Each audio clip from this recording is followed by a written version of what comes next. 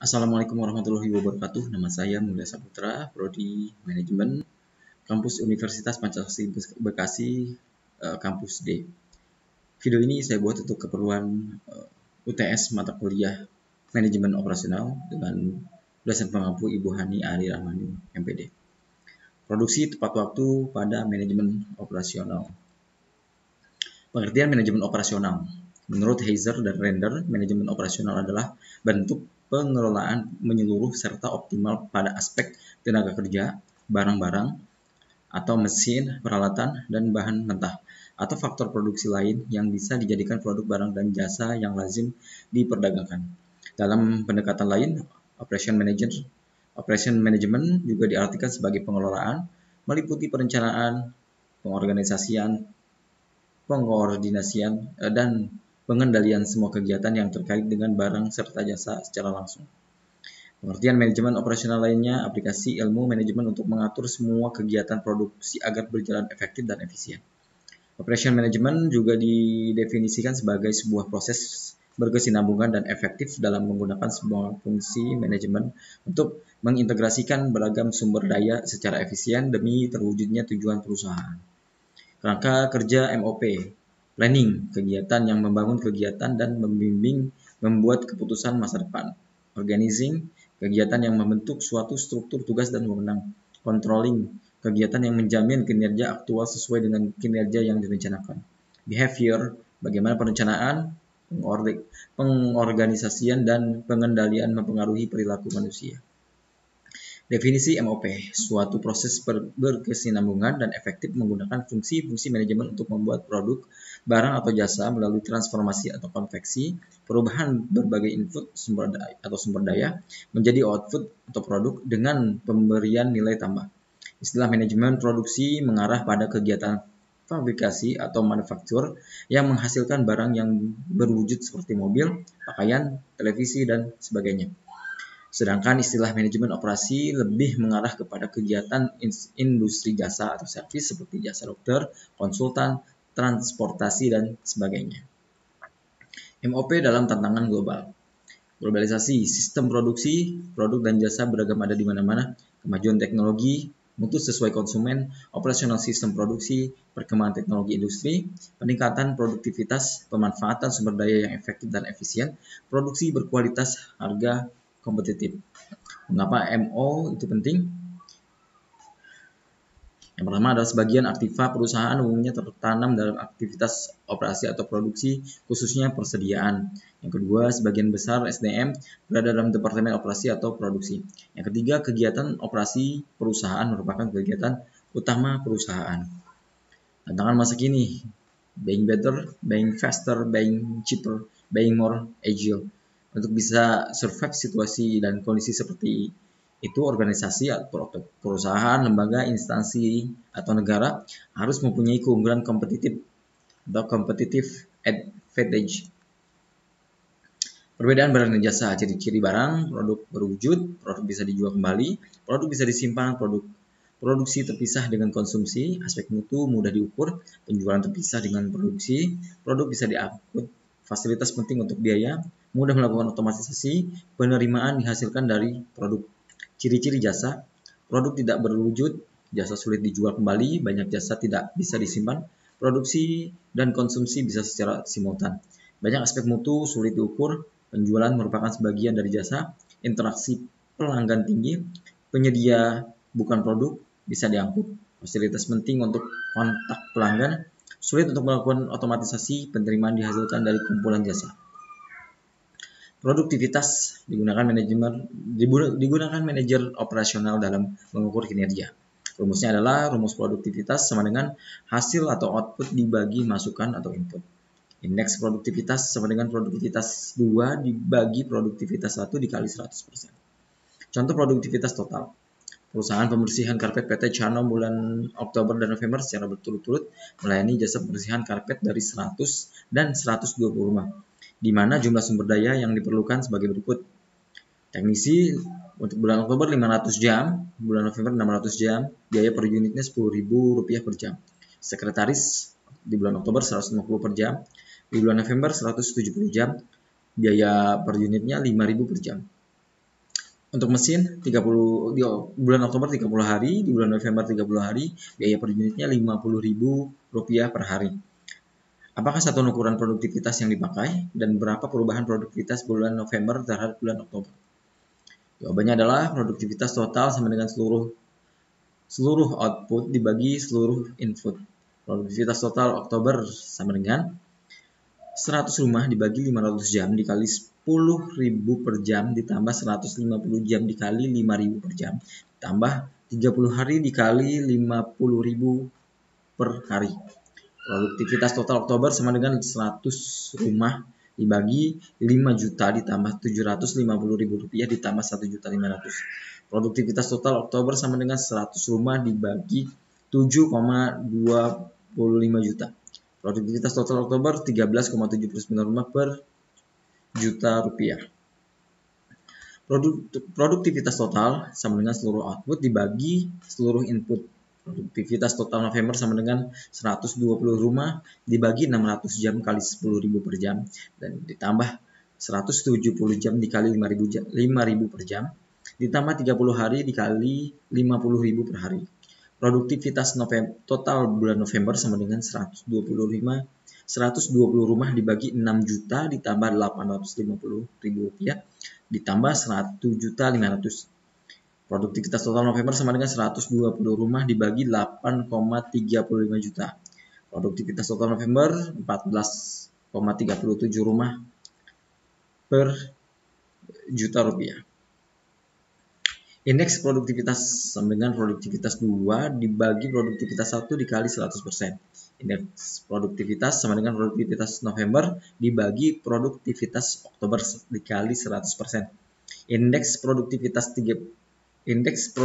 sama dengan 14,37 rumah per juta rupiah dibagi 13,79 rumah per juta rupiah dikali 100%. Indeks produktivitas sama dengan 104,2%.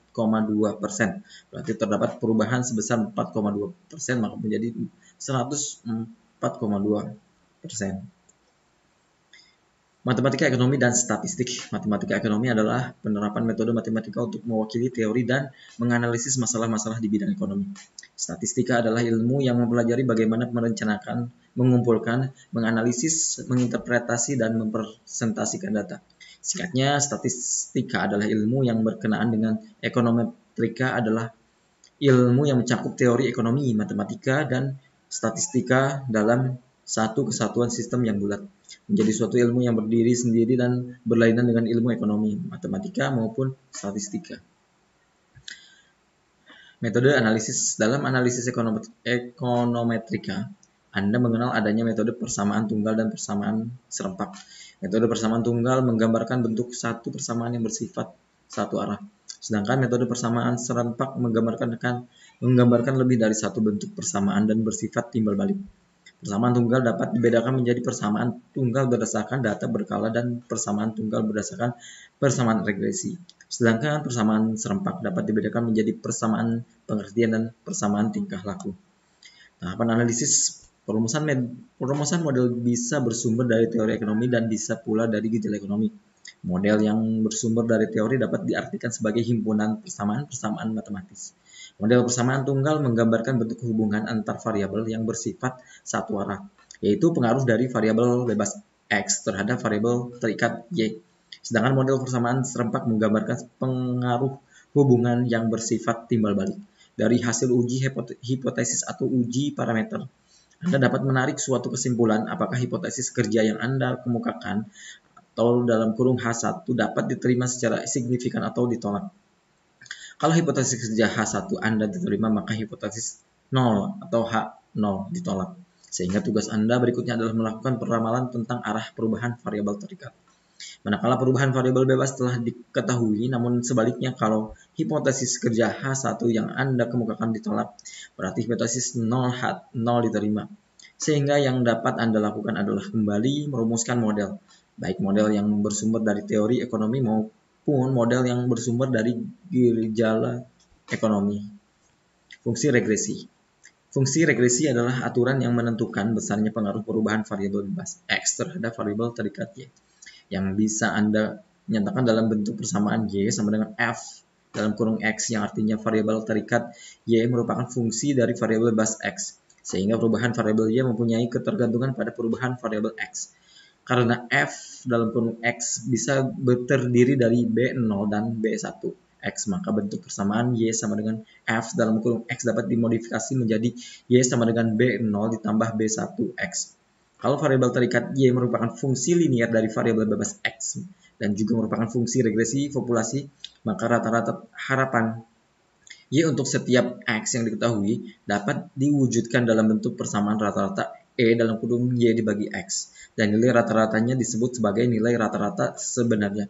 Sedangkan nilai rata-rata E dalam kurung Y dibagi X dalam fungsi regresi sampel dapat ditafsir dengan menggunakan atau Y-topi.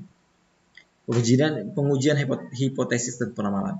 Hipotesis adalah jawaban sementara atas suatu masalah yang diungkapkan dalam bentuk konsep pemikiran dan atau pernyataan tentatif tentang dugaan hubungan antar variabel yang kebenarannya harus dibuktikan secara empiris. Dengan kata lain, hipotesis merupakan suatu proposisi yang dapat memprediksi arah hubungan antar variabel, dengan fungsi utamanya untuk menguji kebenaran dan atau ketidakbenaran suatu teori. Skema 1, prosedur model analisis ekonometrika. Nomor 1, teori ekonomi terhubung dengan persamaan estimasi. Teori ekonomi juga bisa terhubung dengan model fungsi matematika. Nomor 2, model ekonometrika dari suatu teori. Nomor ketiga, pengumpulan data yang tepat. Nomor keempat, perhitungan estimasi parameter dari model. Yang kelima, inferensi statistik. Inferensi statistik terdapat teori diterima jika ada data sesuai, prediksi atau interpretasi. Tolak teori jika data tak sesuai, atau revisi teori atau teori baru 2-5. Model regresi linear sederhana dapat dinyatakan sebagai berikut. YI sama dengan B1 ditambah B2 dikali 2. X pangkat 2 ditambah UI dan Y dibagi X sama dengan B1 tambah B2 X pangkat 2, maka MI sama dengan YI dikurangi E dalam kurung Y dibagi X, atau YI sama dengan E dalam kurung Y dibagi X tambah UI, di mana UI adalah stochastic error term atau gangguan stokastik, dan B1 adalah konstanta, dan B2 sama dengan AY dibagi AX adalah slope dari asumsi regresi sederhana. Slope dari persamaan regresi atau PRF linear sederhana tersebut. Asumsi regresi sederhana tentang M1 untuk metode OLS memenuhi Blue adalah sebagai berikut. E dalam kurung O1 dibagi X J sama dengan 0.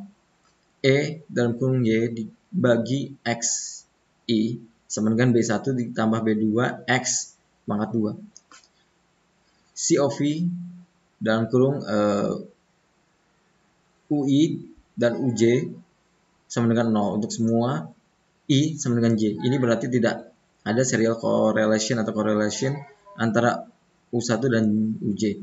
Dengan kata lain, antara UJ dan UI adalah statistically independent. Catatan covariance sama dengan 0 tidak selalu berarti statistically independent. Sebaliknya, statistically independent berarti covariance adalah 0. var dalam kurung UI sama dengan 0 pangkat 2 untuk semua I. Asumsi ini disebut homoscedasticity, yaitu PDF Y untuk setiap tingkat X memiliki varians yang sama. X adalah non-random, yaitu memiliki nilai tertentu, atau UI X sama dengan 0. Tidak terdapat specification error, yaitu menambah variabel yang tidak relevan atau mengeluarkan variabel yang relevan. Strategi operasi. Strategi operasi merupakan salah satu cara yang dapat dikembangkan oleh perusahaan dengan memanfaatkan operasi pabrik untuk berkompetisi dan menjadi kekuatan penggerak dalam menghadapi lingkungan baru. Strategi operasi adalah suatu visi dari fungsi operasi yang menetapkan keseluruhan arah bagi pengambilan keputusan, menurut Michael Porter. Strategi operasi adalah sebagai sesuatu yang terdiri dari 4 komponen, yaitu misi, tujuan, kemampuan khusus, serta kebijaksanaan, menurut Cleveland et al. Strategi operasi dapat dilakukan sebagai strategi fungsional yang harus berpedoman pada strategi bisnis. Model strategi. Strategi bisnis menjelaskan bagaimana usaha bisnis bersaing.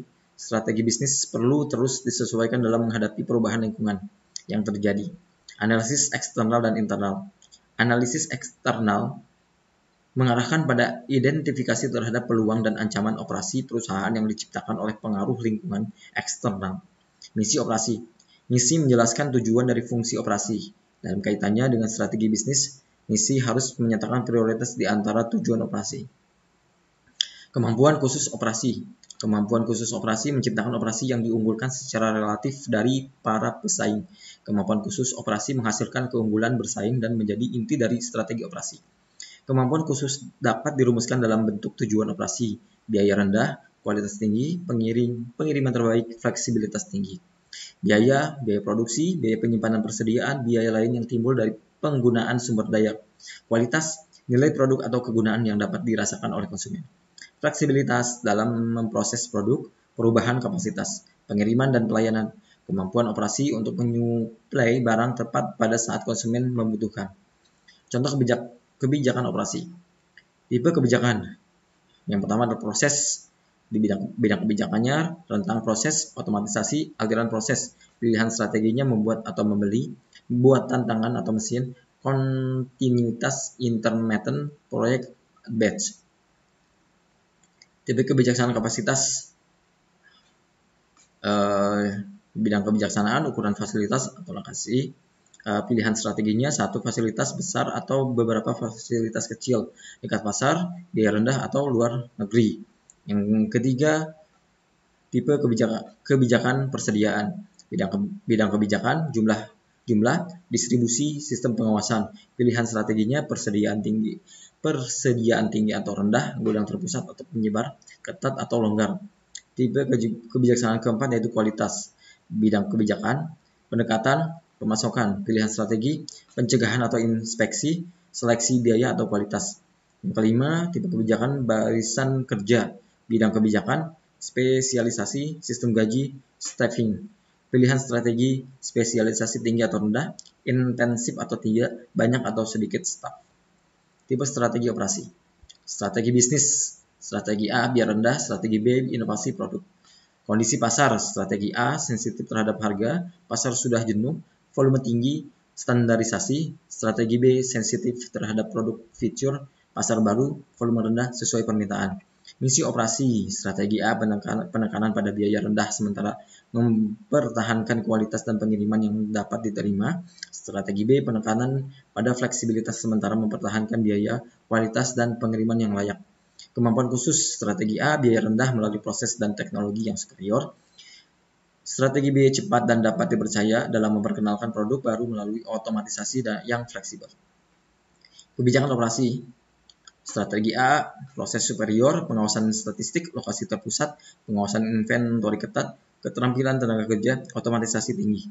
Strategi B, produk yang superior, reaksi yang cepat terhadap permintaan, menggunakan tim produk, tenaga kerja terampil rendah, otomatisasi rendah. Peramalan permintaan. Metode peramalan permintaan.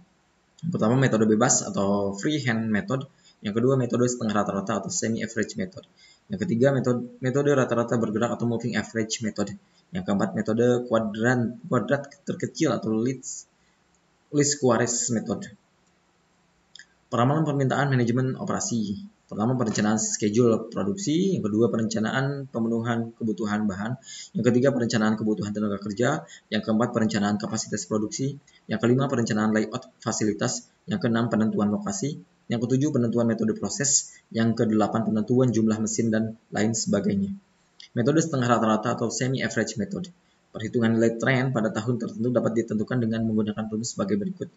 Y sama dengan A tambah BX. Keterangan Y nilai tren periode tertentu, A nilai tren periode dasar, B tambahan tren tahunan yang dihitung dengan cara X2 ditambah X2 dikurangi X1 dibagi N. Nilai tren permulaan tahun 1986 sampai 1995 adalah A sama dengan A 1988 sama dengan 319.200. B sama dengan dalam kurung X2 dikurangi X1 dibagi N. 459.600 dikurangi 332.200 dibagi 5 sama dengan 25.480. Y 1986 332.200 ditambah 25.480 dibagi min 2,5 sama dengan 268.500.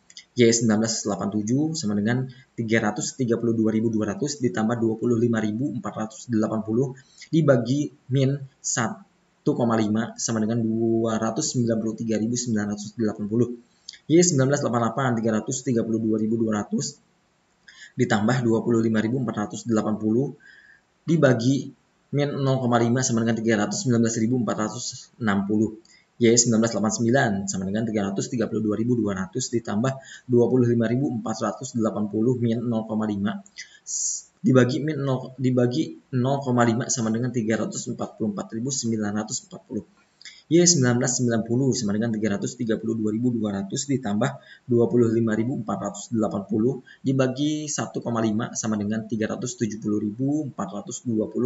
Y 1991 sama dengan 332.200 ditambah 25.480 dibagi 2,5 sama dengan 395.900. Y 1992 sama dengan 332.200 ditambah 25.480 dibagi 3,5 sama dengan 421.380. Y 1993 sama dengan 332.200 ditambah 25.480 dibagi 4,5 sama dengan 446.860. Y 1994 sama dengan 332.200 ditambah 25.480 dibagi 5,5 sama dengan 472.340. Y 1995 sama dengan 332.200 ditambah 25.480 dibagi 6,5 sama dengan 497.820. Metode single moving average bulan Januari sampai bulan Desember. Permintaan untuk bulan Januari 20, Februari 21, Maret 19, April 17, Mei 22, Juni 24, Juli 18, Agustus 23, September 20, Oktober 25, November 22, Desember 24. Untuk forecastnya di 3 bulan untuk bulan Januari dan sampai dengan bulan Maret 0, untuk di bulan April 20, di bulan Mei 19, di bulan Juni 19,33, di bulan Juli 21, di bulan Agustus 21,33, di bulan September 21,67, di bulan Oktober 20,33, di bulan November 22,67, di bulan Desember 22,33. Forecast di 5 bulan untuk bulan Januari sampai bulan Mei 0, untuk bulan Juni 19,80, bulan Juli 20,60, bulan Agustus 20, bulan September 20,80, Oktober 21,40, November 22, Desember 21. Perbandingan error antara 3 bulan dan 5 bulan moving average. 3 bulan moving average means absolute error 2,67. 5 bulan moving average 2,37. Means squared error di 3 bulan moving average 8,81, di 5 bulan moving average 7,54. Berdasarkan perbandingan tersebut, moving average dengan jangka waktu lebih lama, maka forecasting akan menimbulkan penyimpangan lebih kecil. Trend metode least square. Y sama dengan A ditambah BX. EX sama dengan NA ditambah BEX. EXY sama dengan X tambah B EX pangkat 2, di mana A dan B sama dengan konstanta persamaan, N jumlah data, dan X periode waktu. Rumusnya EX tambah NA ditambah BX, EXY sama dengan IXA ditambah BEX pangkat 2. Tahun 2000 sampai 2008, X untuk tahun 2000, 0, 2001, 1, 2002, 2, 2003, 3, 2004, 4, 2005, 5, 2006, 6, 2007, 7, 2008, 8. Penjualan Y di tahun 2000 10, 2001 0,5 di tahun 2015, tahun 2002 15, tahun 2003 20, 2004 25, 2005 30, 2006 40, 2007 45, 2008 35. XY di tahun 2000 0 di tahun 2001 5, tahun 2002 13, tahun 2002 30 maaf, tahun 2003 60, tahun 2004 100, 2000 tahun 2005 150, tahun 2006 240, dan tahun 2007 315, dan terakhir tahun 2008 280. Untuk X pangkat 2-nya tahun 2000 0, tahun 2001 1, tahun 2002 4, 2003 9, 2004 16, 2005 25, 2006 36, 2007 49, dan 2008 64. Untuk Y untuk di kolom Y-nya masih kosong.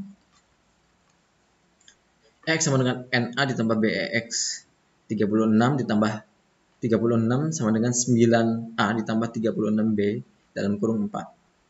EXY sama dengan EXA tambah BEX pangkat 2. 1180 sama dengan 36A ditambah 204B dalam kurung 1. 36 sama dengan 9A ditambah 36B dalam kurung 4 sama dengan 144 sama dengan 36A tambah 144B. 1180 sama dengan 36A tambah 204B dalam kurung 1 sama dengan 1180 sama dengan 36A tambah 204B. Dibagi min 1036 sama dengan min 60B.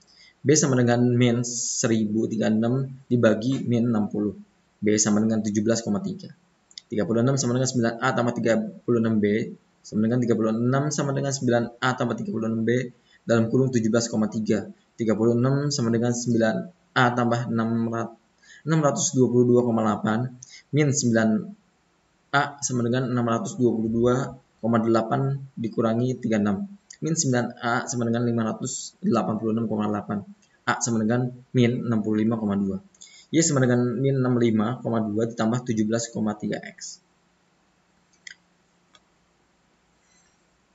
Tahun 2000 penjualan 10 di X0, di XY0, di X20, dan di Y-nya min 65,25. Tahun 2001 penjualan 5, X1, XY-nya 5, X2-nya 1, di Y-nya min 47,95. Di tahun 2002 penjualannya 15, X-nya 2, XY 30, X2-nya 4, dan Y min 30,65. Tahun 2003 penjualan 20, X3, XY 60, X2-nya 9, di Y-nya min 13,5. Tahun 2004 penjualan 25, X-nya 4, XY-nya 100, X pangkat 2-nya 16, di Y-nya 3,95. Tahun 2005 penjualan 30, X5, XY 150, X pangkat 2-nya 25, di Y-nya 21,25. Tahun 2006 penjualan 40, X-nya 6, X6, XY-nya 240, X pangkat 2-nya 36, dan Y-nya 38,55. Tahun 2007 penjualan 45, X7, XY 315, dan X2-nya 49, di Y-nya 55,88. Tahun 2008 penjualan 35, X-nya 8, XY-nya 280, X pangkat 2-nya 64, di Y-nya 73,15. Tahun E penjualan untuk total keseluruhan penjualan 215, total keseluruhan di X 1180, dan X pangkat 2 204. Maka Y sama dengan min 65,25 ditambah 17,30 X. A sama dengan min 62,25, B sama dengan 17,30. Manajemen persediaan. Persediaan merupakan sejumlah bahan atau barang yang disediakan oleh perusahaan, baik berupa bahan jadi, bahan mentah, maupun barang dalam proses yang disediakan untuk menjaga kelancaran operasi perusahaan guna memenuhi permintaan konsumen setiap waktu. Margareta 2004. Persediaan juga dapat didefinisikan sebagai suatu aktiva yang meliputi barang-barang milik perusahaan dengan maksud untuk dijual dalam suatu periode usaha tertentu untuk memenuhi permintaan dari konsumen atau pelanggan setiap waktu. Rakuti 2007. Sementara Hani Handoko tahun 2000 mengemukakan bahwa persediaan atau inventory adalah suatu istilah umum yang menunjukkan segala sesuatu atau sumber daya organisasi yang disimpan dalam antisipasinya terhadap pemenuhan permintaan baik internal maupun eksternal. Karakteristik persediaan. Persediaan dimiliki oleh perusahaan dagang dan perusahaan industri. Yang pertama, perusahaan dagang atau merchandise inventory hanya ada persediaan barang dagangan atau finished good. Yang kedua, perusahaan industri atau manufacturing memiliki persediaan yang terdiri atas persediaan bahan baku atau raw materials, yaitu persediaan yang diperoleh dari sumber-sumber alam atau dibeli dari para supplier dan atau dibuat sendiri oleh perusahaan untuk diproses atau dirubah menjadi barang setengah jadi dan akhirnya barang jadi atau produksi akhir dari perusahaan. Yang B, barang dalam proses atau work in process, yaitu keseluruhan barang yang digunakan dalam proses produksi tetapi masih membutuhkan proses lebih lanjut untuk menjadi barang yang siap dijual atau barang jadi. Yang C, barang jadi atau finished goods, yaitu persediaan barang-barang yang telah selesai diproses oleh perusahaan tetapi masih belum terjual. D, barang pembantu atau supplies, yaitu persediaan barang-barang yang diperlukan dalam proses produksi tetapi tidak merupakan bagian atau komponen barang jadi. E, persediaan suku cadang atau purchase atau komponen part, yaitu persediaan barang-barang yang terdiri dari komponen-komponen yang diperoleh dari perusahaan lain, di mana secara langsung dapat dirakit menjadi suatu produk. Fungsi persediaan. Fungsi decoupling untuk membantu perusahaan agar bisa memenuhi permintaan langganan tanpa tergantung pada supplier. Yang kedua, fungsi economic lot sizing. Persediaan ini perlu mempertimbangkan penghematan, potongan pembelian, biaya pengangkutan per unit lebih murah dan sebagainya. Karena perusahaan melakukan pembelian dalam kuantitas yang lebih besar dibandingkan dengan biaya-biaya yang timbul karena besarnya persediaan atau biaya sewa gudang, investasi, resiko dan sebagainya. Yang ketiga, fungsi antisipasi untuk mengantisipasi dan mengadakan permintaan musiman atau seasonal inventories, menghadapi ketidakpastian jangka waktu pengiriman dan untuk menyediakan persediaan pengamanan atau safety stock. Pengendalian persediaan. Pengendalian persediaan bahan baku merupakan suatu kegiatan untuk menentukan tingkat dan komposisi dari persediaan bahan baku dan barang hasil produksi dengan efektif dan efisien. Semakin tidak efisien pengendalian persediaan, semakin besar tingkat persediaan yang dimiliki oleh suatu perusahaan. Oleh karena itu, perlu dipertimbangkan dua aspek, yaitu keluasan dan tingkat persediaan dalam mengendalikan persediaan. Pengendalian persediaan merupakan serangkaian kebijakan pengendalian untuk menentukan tingkat persediaan yang harus dijaga, kapan waktu yang tepat melakukan pesanan untuk menambah persediaan dan berapa besar pesanan yang harus diadakan. Tujuan pengendalian persediaan.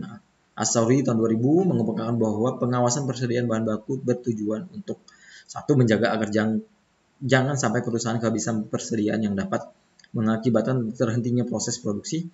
Yang kedua, menjaga agar persediaan tidak berlebihan sehingga biaya yang ditimbulkan tidak menjadi lebih besar pula. Yang ketiga, menjaga agar pembelian secara kecil-kecilan dapat dihindari karena mengakibatkan biaya pemesanan yang tinggi. Keputusan dalam manajemen persediaan. Sasaran akhir dari manajemen persediaan adalah untuk meminimumkan biaya dalam perusahaan tingkat ketersediaan. Untuk mempertahankan tingkat ketersediaan yang optimum, diperlukan jawaban atas dua pertanyaan mendasar sebagai berikut. Yang pertama, kapan melakukan pemesanan? Yang kedua, berapa jumlah yang harus dipesan dan kapan melakukan pemesanan kembali? Untuk menjawab pertanyaan kapan melakukan pemesanan dapat dilakukan dengan 3 pendekatan, yaitu yang pertama pendekatan titik pemesanan kembali atau reorder point approach. Yang kedua pengekatan tinjauan periodik atau periodic review approach. Yang ketiga material requirement planning atau MRP. Perencanaan kapasitas menurut Chase dan Aquilano serta Russell dan Taylor, kapasitas merupakan jumlah keluaran yang dapat dihasilkan oleh suatu sistem produksi dalam waktu tertentu, yaitu selama 1 tahun atau dalam beberapa tahun mendatang. Kapasitas dapat pula diartikan sebagai jumlah unit produk yang dapat ditangani, diterima, disimpan, atau diakomodasi dalam waktu tertentu. Pengertian pertama terpakai dalam menyatakan kemampuan menghasilkan dari sebuah pabrik. Jenis kapasitas. Menurut Hani Handoko terdapat beberapa macam jenis kapasitas, yakni design capacity, rate capacity, standard capacity, aktual dan atau operating capacity, peak capacity. Metode perencanaan kapasitas produksi. A. Kapasitas bahan baku, yaitu jumlah bahan baku yang mampu disediakan dalam waktu tertentu. Jumlah ini dapat diukur dari kemampuan para supplier untuk memasok maupun kemampuan penyediaan dari sumber bahan baku. B. Kapasitas jam kerja mesin, yaitu jumlah yang kerja normal mesin yang mampu disediakan untuk melaksanakan kegiatan produksi. Kapasitas jam tenaga kerja, yaitu jumlah jam tenaga kerja normal yang mampu disediakan, jumlah jam 2 shift 16 jam atau 3 shift 24 jam. D. Modal kerja, yaitu kemampuan penyediaan untuk melaksanakan proses produksi, misalnya untuk membeli bahan baku, membayar upah, dan lain sebagainya. E. Kapasitas permintaan. Metode break-even point atau BEP. Metode break-even point atau BEP dapat digunakan untuk menentukan kapasitas produksi optimum. BEP dapat diartikan suatu keadaan di mana total pendapatan besarnya sama dengan total biaya. TR sama dengan TC dapat pula diartikan laba sama dengan 0 atau margin income atau contribution margin atau contribution margin sama dengan biaya tetap. MI sama dengan FC atau biaya tetap dibagi dengan marginal income per unit atau FC dibagi MI atau biaya tetap dibagi marginal income ratio atau FC dibagi MIR atau biaya tetap dibagi 1 min variable cost atau FC dibagi 1 dikurangi VCR. Pemanfaatan BEP dalam menentukan kapasitas produksi optimum dapat dilihat pada contoh berikut. Biaya tetap selama 1 tahun sebesar Rp400.000, sedangkan biaya variabel Rp600 per unit. Harga jual produk ditetapkan Rp1.000 per unit. Kapasitas bahan baku A mampu untuk menghasilkan sebanyak 2.500 unit produk. Kapasitas jam tenaga kerja B dapat menghasilkan sebanyak 3.000 unit jam kerja. C memiliki kapasitas sebanyak 3.500 unit, sedangkan permintaan D diperkirakan sebanyak 4.000 unit. Dari data tersebut, BEP tercapai pada tingkat produksi sebanyak 1.000 unit dengan perhitungan sebagai berikut. BEP sama dengan biaya tetap dibagi harga jual dikurangi biaya variabel sama dengan 400.000 dibagi 1.000 dikurangi 600 sama dengan 1.000 unit. Contoh kasus pada PT GSD. PT GSD ini merencanakan luas produksi sehubungan dengan rencana produksi perdananya. Data berikut menunjukkan informasi yang berhubungan dengan PT GSD. Biaya tetap FC Rp800.000, biaya variabel per unit atau VC Rp40.000, harga jual per unit atau S Rp200.000. Untuk menentukan berapa kuantitas minimum yang harus dijual agar PT GSD dalam kondisi impas dapat menggunakan formulasi sebagai berikut. Q sama dengan FC dibagi S dikurangi VC. Jika data di atas dimasukkan dalam formulasi di atas, maka Q sama dengan 800.000 dibagi 200.000 dikurangi 40.000. Q sama dengan 5.000 unit. Berdasarkan perhitungan di atas, maka dapat dinyatakan jika PT GSD merencanakan produksi dan menjual di bawah 5.000 unit akan mengalami kerugian. Sedangkan jika memproduksi dan menjual di atas 5.000 unit akan memperoleh keuntungan. Menurut T. Hani Handoko, untuk menghitung titik break even perlu ditentukan lebih dahulu biaya-biaya tetap dan variabel untuk berbagai volume penjualan. Ini dapat dilakukan oleh operasi keseluruhan atau proyek individual. Titik break even merupakan titik di mana penghasilan total sama dengan biaya total, atau dalam bentuk rumusan menjadi P dikali Q sama dengan F tambah V dikali Q dengan keterangan P sama dengan harga per unit, Q sama dengan kuantitas yang dihasilkan, F sama dengan biaya tetap total, V sama dengan biaya variabel per unit. Akan sama dengan formula berikut ini. PQ sama dengan F tambah VQF sama dengan P dikurangi VQ. Dengan demikian maka Q sama dengan F dibagi P dikurangi V. Sebagai contoh, harga penjualan produk A adalah Rp100.000 per unit dan biaya bahan mentah dan tenaga kerja langsung sebesar Rp80.000 per unit dan biaya tetap per bulan Rp20 juta. Titik break even dalam unit keluaran dapat dihitung sebagai berikut. Q sama dengan Rp20 juta dibagi 100.000 dikurangi 80.000 sama dengan 1.000 unit. Istilah P dikurangi V disebut kontribusi, yaitu jumlah kelebihan atau selisih harga jual per unit di atas biaya variabel per unit atau penghasilan total melebihi variabel total. Dalam contoh kita harga jual satu produk A memberikan kontribusi sebesar 20.000 terhadap penutupan biaya tetap sampai titik break-even tercapai. Di atas 1.000 unit, kontribusi 20.000 akan berupa laba sebelum pajak. Bila manajer ingin mengetahui volume berapa laba akan sebesar 5 juta rupiah, maka cara termudah adalah membagi 5 juta dikurangi 20.000 dan mendapatkan 250 unit di atas volume break even atau 1.120 atau 1.250 unit dalam total yang akan harus dihasilkan dalam bentuk rumusan. Jumlah yang dihasilkan total adalah Q sama dengan F ditambah laba yang diinginkan dibagi P dikurangi V. Q sama dengan 20 juta ditambah 5 juta dibagi 100.000 dikurangi 80.000. Q sama dengan 25 juta dibagi 20.000. Q sama dengan 1.250 unit. Sekian, terima kasih. Wassalamualaikum warahmatullahi wabarakatuh.